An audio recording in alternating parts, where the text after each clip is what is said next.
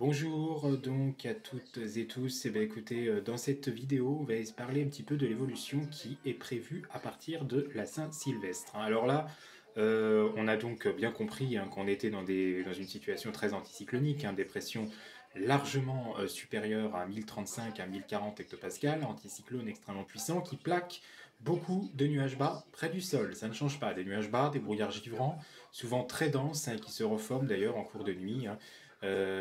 Voilà, donc sur les routes, il faut quand même être vigilant face à ça, mais à part cette situation, il n'y a pas grand-chose, hein, à dire. D'ailleurs, aujourd'hui, le soleil a regagné, hein, jusqu'à Paris et il a progressé jusqu'ici, hein, voilà, jusqu'au Val de Sarthe, hein. Il y a eu du soleil ce jeudi après-midi, hein. Le soleil est enfin revenu, hein, après des semaines de grisaille, alors que pour la moitié est et le sud, bah là, le soleil était bien revenu aussi en pleine, hein.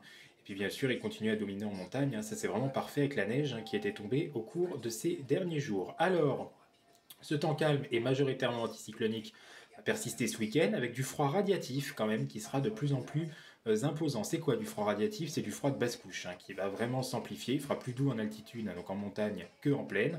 En plaine, parfois sous les brouillards givrants, hein, qui auront du mal à se dissiper, on ne dépassera peut-être pas les 1 à 3, 4 degrés, hein, 5 quoi, grand maximum en cours d'après-midi. Ça sera quand même bien frais, bien froid, on peut le dire, hein. Là, on sera quand même un petit peu en dessous des moyennes de saison. En altitude, ce sera beaucoup plus doux, bien sûr, hein. Dans ce genre de cas, c'est l'altitude, hein, c'est la montagne qui a une ambiance quasi printanière, hein. Et puis surtout pour la Méditerranée, hein. Là, le sud-est, hein, aura toujours cette ambiance printanière et ce déficit de pluie qui continue à se renforcer, hein, sur le sud-est, hein, de la France. Parce que là, ça fait quand même un bon petit moment maintenant qu'il ne pleut plus dans le sud de la France et que il fait bien sec, hein, avec un soleil majoritaire bien souvent, et puis le vent, hein, de Mistral à la Tramontane de ces derniers temps a asséché aussi un peu les sols. Alors, donc là, il n'y aura pas trop de changements, si ce n'est donc, je vous ai dit que le froid radiatif sera plus dense. On se méfie de quelques petites neiges industrielles, hein. Vous savez, ces petites neiges de pollution dans les grandes villes, hein, qui n'est pas complètement écartée, hein, dans ce genre de conditions anticycloniques d'hiver très très vastes, très puissants, avec la pollution qui va peut-être un peu s'accentuer, hein. Il n'y aura pas beaucoup de vent, il n'y aura pas un flux énorme, donc dans les villes, il y aura de la combustion, donc du risque de pollution aux particules fines, hein, au chauffage à bois, qui sera possible et qui pourra donner, pourquoi pas, un peu de flocons industriels. Ça sera surtout vrai sur les régions de l'Est. Mais bon, ça, on s'en fiche, ça, c'est vraiment pas très intéressant. Nous, on va se focaliser plutôt pour après. Alors, début de semaine prochaine, il n'y aura pas grande différence, hein, c'est-à-dire qu'on gardera toujours à peu près ces conditions assez calmes, hein, jusqu'au 31 décembre. Et puis à partir de la Saint-Sylvestre, hein, du réveillon de la Saint-Sylvestre, les choses vont commencer à changer. Une perturbation pourrait descendre des côtes de la Manche, hein. Alors ça demande encore un petit peu à être confirmé, mais quand même, hein, de plus en plus de modèles voient il y a une dégradation à compter du 31 décembre qui va arriver par les côtes de la Manche, et cette perturbation, elle va arriver par le nord.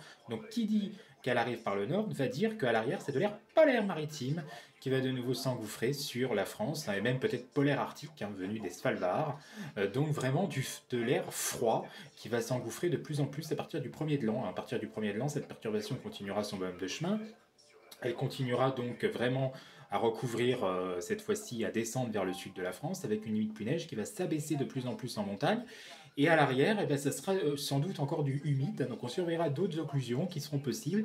Avec cet air froid, ça va donner de la neige à de plus en plus basse altitude en montagne, hein. Donc bonne nouvelle, hein, le coup de neige va revenir en montagne et pourrait même finir par atteindre les plaines, hein. Et oui, il pourrait neiger en plaine. Alors pour l'instant, c'est impossible de vous dire exactement les régions qui sont les plus à risque, hein, de ce risque de neige, mais enfin, je pense que beaucoup de régions, notamment la moitié nord et l'est, hein, pourraient voir ce genre de cas, hein, de cas de figure, hein. Si vraiment on avait un flux de nord à nord-ouest bien humide, qu'il n'y aurait pas d'assèchement et qu'à l'arrière de la perturbation on garderait des petits fronts secondaires, des petites occlusions comme ça qui pourraient se faire avec de l'humidité, ça pourrait être vraiment très prometteur, hein.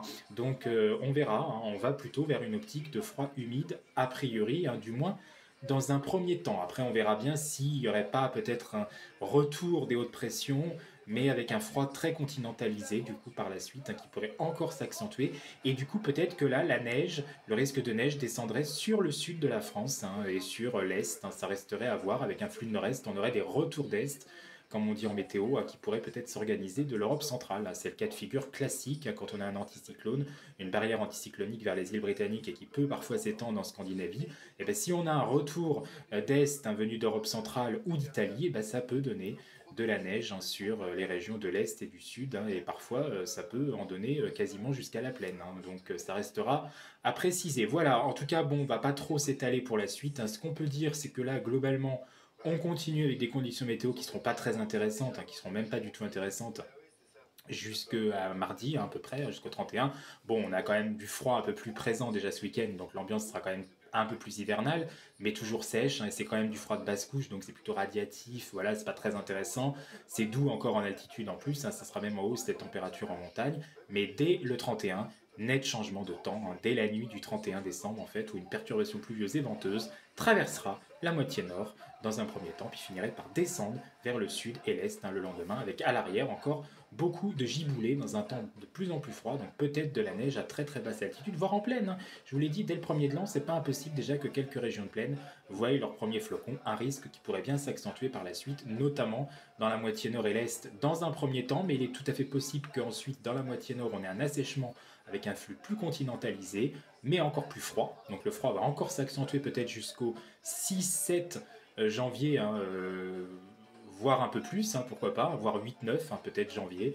Mais à ce moment-là, du coup, ça serait plus sec peut-être au nord, alors qu'au sud, ça serait peut-être humide, parce qu'on aurait peut-être une zone de basse pression qui va transiter sur l'Europe, quand même, pas très loin, sur l'Europe centrale, et qui nous renverrait, dans ce cas-là, un flux de nord-est, mais quand même encore humide, dans la moitié sud.